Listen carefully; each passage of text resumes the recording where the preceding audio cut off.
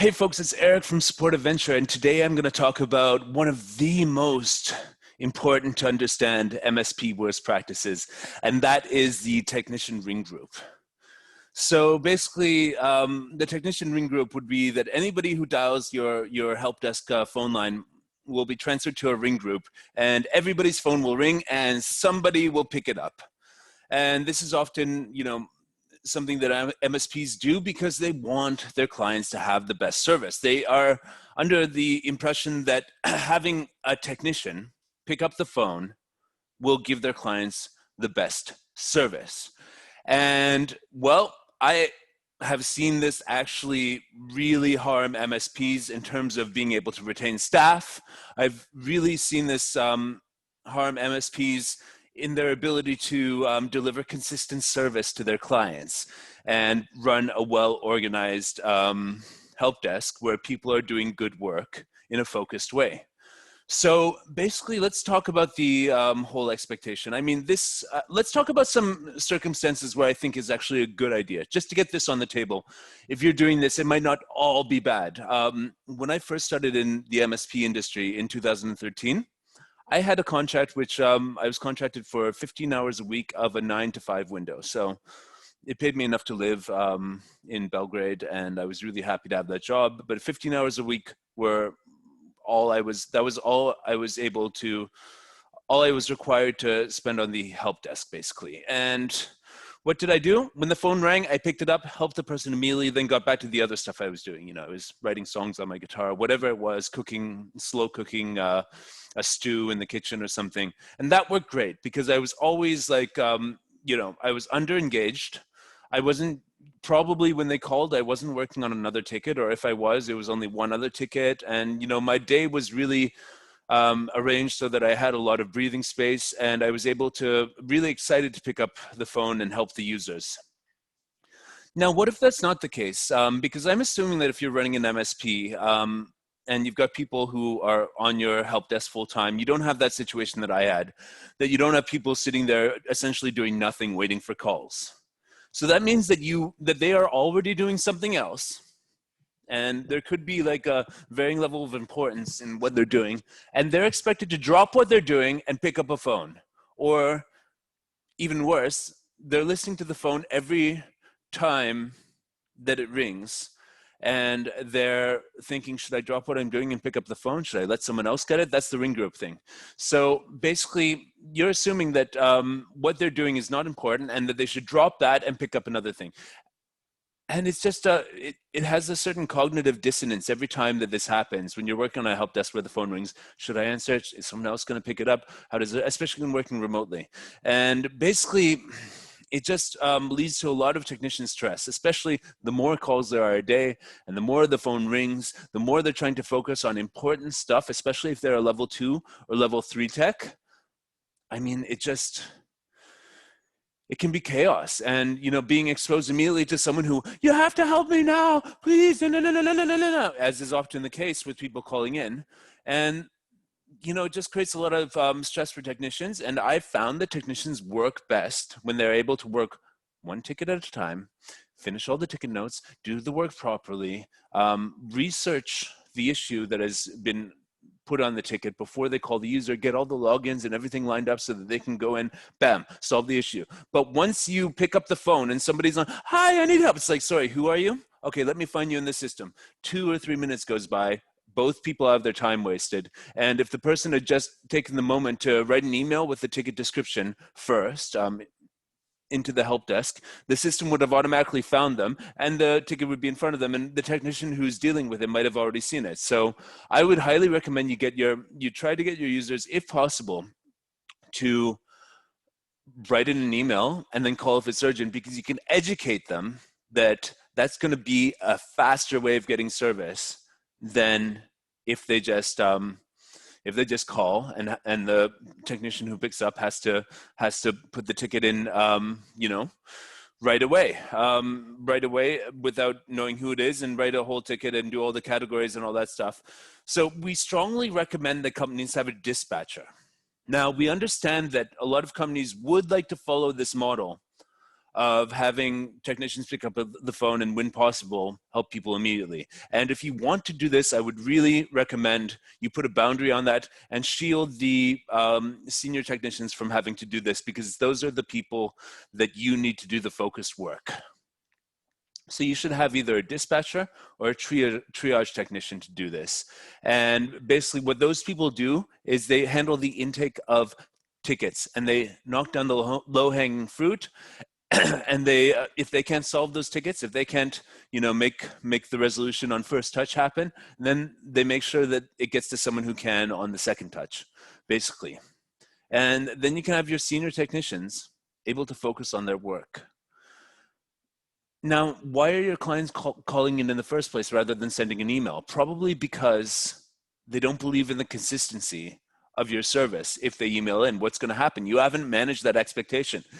If they know that if they email in, they're going to get a call back within half an hour, or they can book a time when their issue can be dealt with later in the day, they'll probably do that.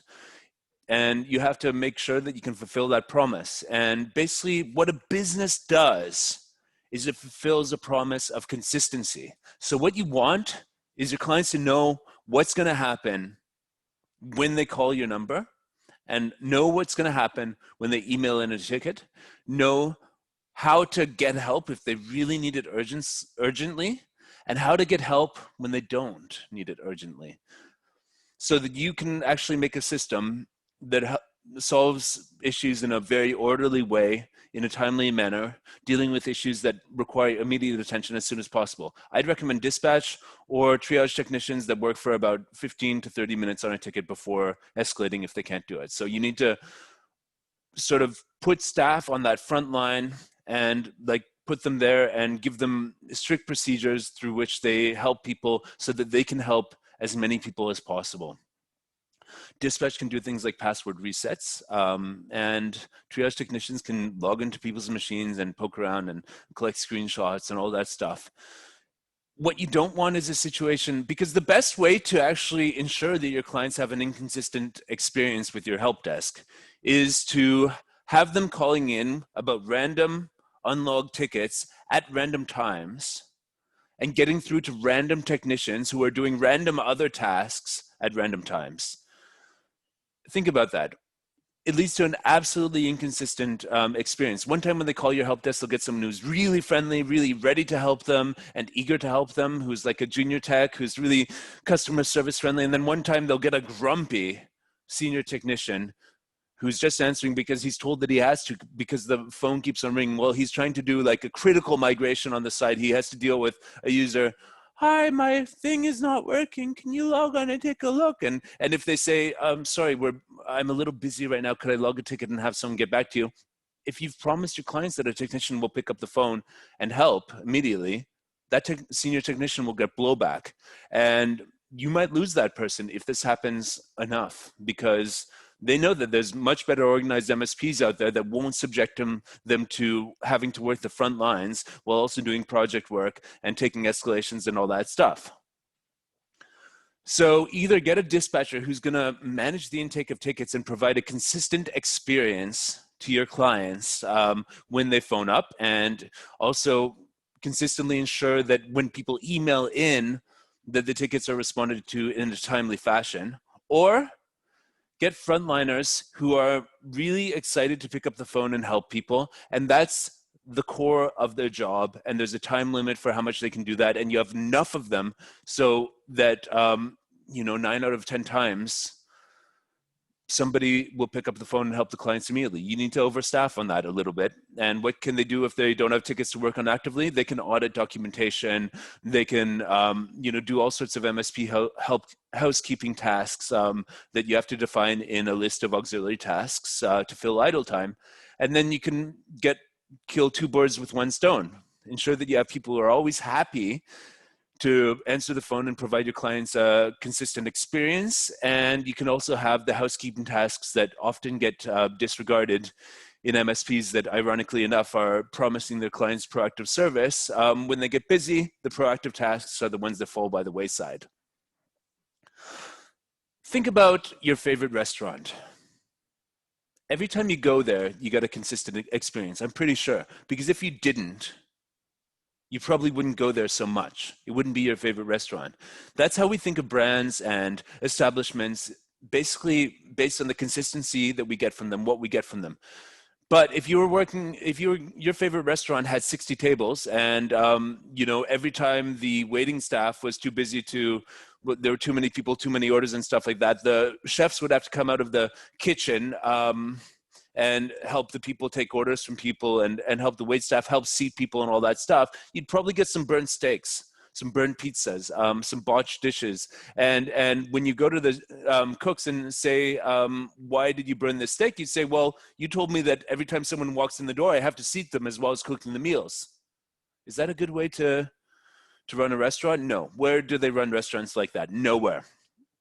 If you were on an airplane and when the flight attendants were busy and you press the little button above you that calls the flight attendant, and if they were all busy, the pilot or co-pilot came out and said, how can I help you immediately?